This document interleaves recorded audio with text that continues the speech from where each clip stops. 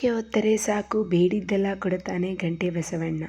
Hello ಸ್ನೇಹಿತರೆ, ನಮಸ್ಕಾರ. ಎಲ್ಲರಿಗೂ ಮತ್ತೊಂದು ವ್ಲಾಗ್ಗೆ ಸ್ವಾಗತ. ಇವತ್ತು ಭಾನುವಾರ, ಸಮಯ ಬಂದು 8:30 ಆಗಿದೆ ಅಂದ್ಕೊತೀವಿ. ನಾವಿದ್ದೀವಿ ಗಂಟೆ ಬಸವಣ್ಣ ದೇವಸ್ಥಾನ, ಮುದಿಗೆರೆ ಗೇಟ್. ಈ ದೇವಸ್ಥಾನ ಅಂತೂ ತುಂಬಾ ಚೆನ್ನಾಗಿದೆ. ಅದರಲ್ಲೂ ಸುಮಾರು ಗಂಟೆಗಳು ಕೂಡಿರುವ ದೇವಸ್ಥಾನ ಕೂಡ ಆಗಿದೆ. ಇದರ ವಿಶೇಷತೆ ಏನು ಅಂದರೆ, ಇದು ಉದ್ಭವ ಆಗಿರುವ ಗಂಟೆ ಬಸವಣ್ಣ ಸುಮಾರು ವರ್ಷಗಳ ಹಿಂದೆ ಇದು ಒಂದು ಪುಟ್ಟ ಕೈಯಲ್ಲಿ ಇರೋಷ್ಟು ಬಸವಣ್ಣ ಇತ್ತಂತೆ.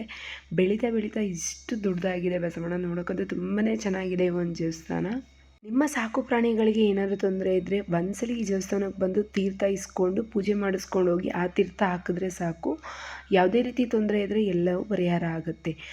ಅದಲ್ಲದೆ ಮೊದಲ ಪ್ರಿಯಾರಿಟಿ ಬಂದು ಹೊಸ ಗಾಡಿಗಳಿಗೆ, ವಾಹನಗಳು ತೊಗೊಂಬಂದಾಗ ಫಸ್ಟ್ ಪೂಜೆ ಮಾಡಿಸ್ಕೊಂಡು ಒಂದು ಹೂವನ್ನ ತೊಗೊಂಡು ಇಟ್ಕೊಂಡು ಹೋದರೆ ಸಾಕಂತೆ, ಅವ್ರಿಗೂ ಕೂಡ ತುಂಬಾ ಒಳ್ಳೆಯದಾಗುತ್ತೆ. ನೋಡ್ಬೋದು, ರಾಶಿ ರಾಶಿ ಗಂಟೆ ಹರಕೆಯ ಗುಡ್ಡೆನೇ ಇರುವುದೇ ಈ ಒಂದು ದೇವಸ್ಥಾನದ ಸಾಕ್ಷಿ ಕೂಡ ಆಗಿದೆ. ಒಂದು ಗಂಟೆ ಹರಕೆ ಕಟ್ಟಿದರೆ ಸಾಕು, ನಮ್ಮ ಕಷ್ಟಗಳೆಲ್ಲ ನೆರವೇರುತ್ತೆ ಅಂದರೆ ನಂಬ್ತೀರಾ? ಖಂಡಿತ ನಂಬಲೇಬೇಕು. ನಮ್ಮದು ಸಹ ಪುಟ್ಟ ಹರಕೆ ಇತ್ತು. ಅದು ಹರಕೆ ಪರಿಹಾರ ಆದಮೇಲೆ ನಾವು ಗಂಟೆ ಒಪ್ಸೋಕ್ಕೆ ಬಂದಿದ್ವಿ. ತುಂಬಾ ಬೇಗ ನಾವೇನು ಅಂದ್ಕೊತೀವೋ ಆ ಒಂದು ಕಷ್ಟ ಆಗಲಿ, ಸಮಸ್ಯೆ ಎಲ್ಲವೂ ಪರಿಹಾರ ಆಗುತ್ತೆ. ಆನಂತರ ಗಂಟೆನ ಹರಕೆಯಾಗಿ ಒಪ್ಪಿಸಿ ಇಲ್ಲಿ ಹೋಗೋದು ಒಂದು ಪದ್ಧತಿಯಾಗಿದೆ. ತುಂಬಾ ಒಂದು ಒಳ್ಳೆಯದು ಆಗುತ್ತೆ. ಆನಂತರ ಸ್ವಲ್ಪ ಮುಂದೆ ಬಂದರೆ ಇಲ್ಲಿ ಕಾಣೋದು 70 kgಯ ಗಂಟೆ ಬಸವಣ್ಣನ ನೋಡ್ಬೋದು. ತುಂಬಾ ಚೆನ್ನಾಗಿದೆ ಈ ಬಸವಣ್ಣ ಮಾತ್ರ. ಸುಮಾರು 70 kg ಇದೆಯಂತೆ ಇದು. ಅದರಲ್ಲೂ ಮೆರವಣಿಗೆಯ ಬಸವಣ್ಣ ಅಂತೆ. ಕತ್ತಲೆಲ್ಲ ಪುಟ್ಟ ಒಂದು ಗಂಟೆಯನ್ನು ನೋಡ್ಬೋದು. ತುಂಬ ಚೆನ್ನಾಗಿದೆ ಈ ದೇವಸ್ಥಾನ. ಸುತ್ತಮುತ್ತ ಆಗಲಿ, ಇಲ್ಲಿ ವರ್ಷಕ್ಕೊಮ್ಮೆ ಬಸವ ಜಯಂತಿ ದಿನ ಜಾತ್ರೆ ಕೂಡ ಜೋರಾಗಿ ಮಾಡ್ತಾರಂತೆ. ಗುಬ್ಬಿಯಲ್ಲಿ ಅತಿ ದೊಡ್ಡ ದೇವಸ್ಥಾನ ಗೋಸಾಲ ಶ್ರೀ ಚೆನ್ನಬಸವೇಶ್ವರ ಸ್ವಾಮಿ ದೇವಸ್ಥಾನ.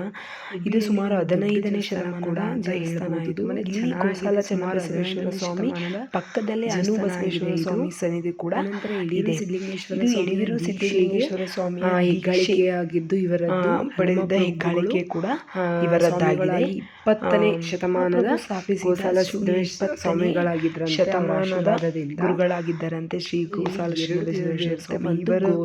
ಇವರದ್ದು ಪವಾಡ ಕೂಡ ತುಂಬಾನೇ ಇದೆ. ಪಕ್ಕದಲ್ಲೇ ಅಲ್ಲಮ್ಮ ಪ್ರಭು ಬಸವೇಶ್ವರ ಸ್ವಾಮಿ ಕೂಡ ಇದ್ದಾರಂತೆ. ಆಮೇಲೆ 14 ದಿನ ಜಾತ್ರೆ ಮಾಡ್ತಾರೆ. 14 ದಿನ ಪಲ್ಲಕ್ಕಿ ಉತ್ಸವ, ಆಮೇಲೆ ಇದ್ರದ್ದು ದ್ರಾಕ್ಷಿ ಇದ್ರದ್ದು ಕೂಡ ತುಂಬ ಚೆನ್ನಾಗಿ ಮಾಡ್ತಾರೆ. ಆನಂತರ ಅಲ್ಲೆಲ್ಲ ಪೂಜೆ ಮಾಡ್ಕೊಂಡು ನಾವು ಬಂದಿದ್ದು ನಾಗಚಿಲುಮೆ. ಇದು ತುಂಬ ಚೆನ್ನಾಗಿದೆ. ಅದರಲ್ಲೂ ಜಿಂಕೆಗಳಂತೂ ಸಖತ್ ಜಿಂಕೆಗಳಿದೆ.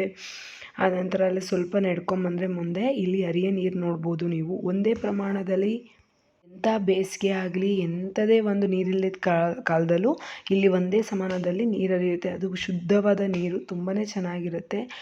ಇದು ಬಿಟ್ಟ ಬಾಣದಿಂದ ನೀರು ಚಿಲುಮೆ ಆಗಿರೋದ್ರಿಂದ ನಾಗಚಿಲುಮೆ ಅಂತ ಕರೀತಾರಂತೆ.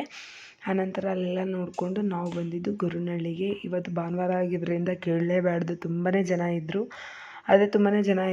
ದರ್ಶನ ತುಂಬ ಚೆನ್ನಾಗಾಯಿತು. ಇವತ್ತು ಆಲ್ಮೋಸ್ಟ್ 4 ದೇವರುಗಳ ದರ್ಶನ ಮಾಡಿದ್ದೀವಿ. ಇವತ್ತಿನ ಲಾಗ್ ತುಂಬಾ ಚೆನ್ನಾಗಿತ್ತು. ನಿಮ್ಗೆ ಇಷ್ಟ ಆಗಿದೆ ಅಂದ್ಕೊತೀನಿ. ಮತ್ತೆ ಸಿಗೋಣ.